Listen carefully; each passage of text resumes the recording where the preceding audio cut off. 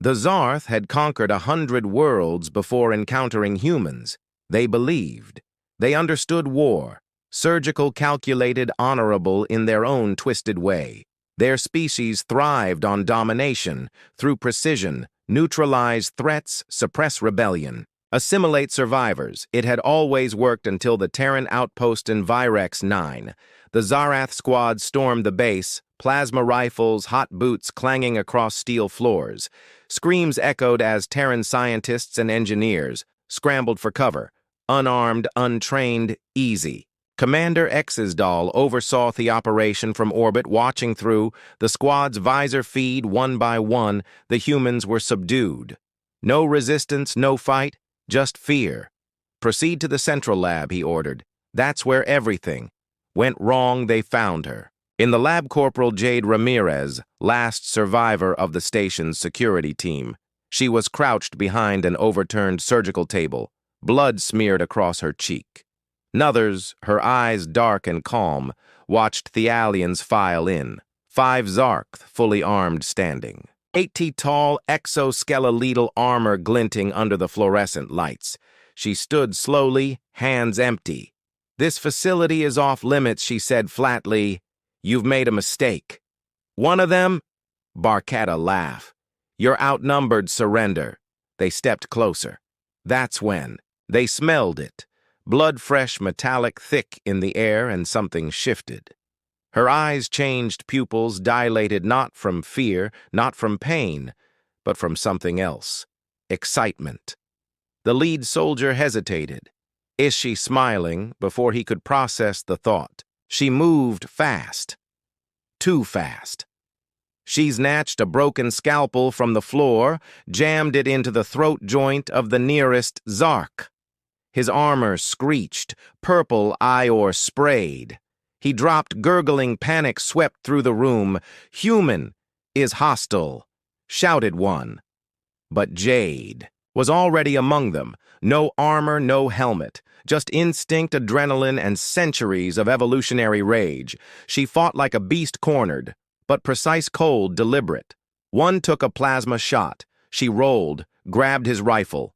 Mid-swing, turned it on him. Another dropped. Within 20 seconds, the lab wassailed again. 4 Zarketh lay dead. She stood over the last one, breathing hard, but steady blade dripping with alien blood. He stared up, frozen, not by injury, but by terror. Her pupils were still wide, her smile untouched. She enjoyed this, and that was something no Zarth had seen before. When the feed went dark, Commander Exel gripped the edges of his control console with trembling claws. "She killed them alone," he said. An officer beside him blinked. "Commander, this isn't possible." She was outgunned, unarmored.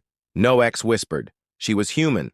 In the following days, surveillance drones captured more disturbing footage. Jade didn't run. She didn't hide. She hunted through the steaming jungles of Virex, 9 among the wreckage of science labs and burnt-out corridors.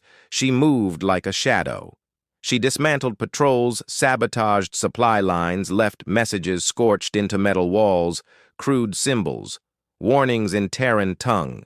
Each time, a squad was sent after her. They died.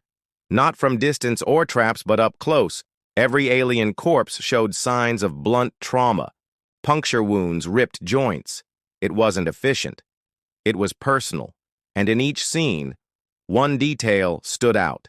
No signs of fear on her face, only purpose, and that same disturbing calm. The Zarkeith Elite Council convened to discuss the matter. "This is not an ordinary soldier," one hissed. "She's a product of conditioning," another suggested Terran madness. "Their species is known for it, no," said Commander Exo, reviewing the combat feed again. "And again, it's not madness, it's biology." They watched again the moment. Their pupils widened as blood hit the air. That primal spark. "She's not acting from duty. She's responding to stimulus like a predator." On day 12, Jade Ramirez sent her own message. Using stolen tech, she hijacked a Zarki transmission beacon. It broadcast a single looped video across multiple frequencies. Jade stood before a pile of alien weapons arms, crossed bloodied but unbroken. Her voice was clear cold. "You think we fear death, we evolved in it. You're not the first to try exterminating us." She stepped forward into the light. "And when we smell blood, we don't run. We remember who we are." Feed ends. After that day, Zarketh forces began pulling back.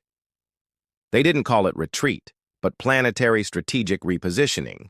The invasion of Virex 9 quietly ended. Back on Earth, when Command finally re-established contact, they found JD alive, wounded, and surrounded by the ruins of the alien outpost, her commanding. Officer wide-eyed asked, "How the hell did you survive?"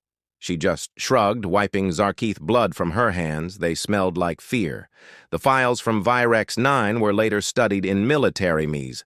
One line from a Zarath internal memo became infamous. They do not fear pain.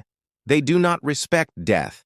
And when the blood flows, their eyes widen like predators rediscovering their purpose. English, auto-generated.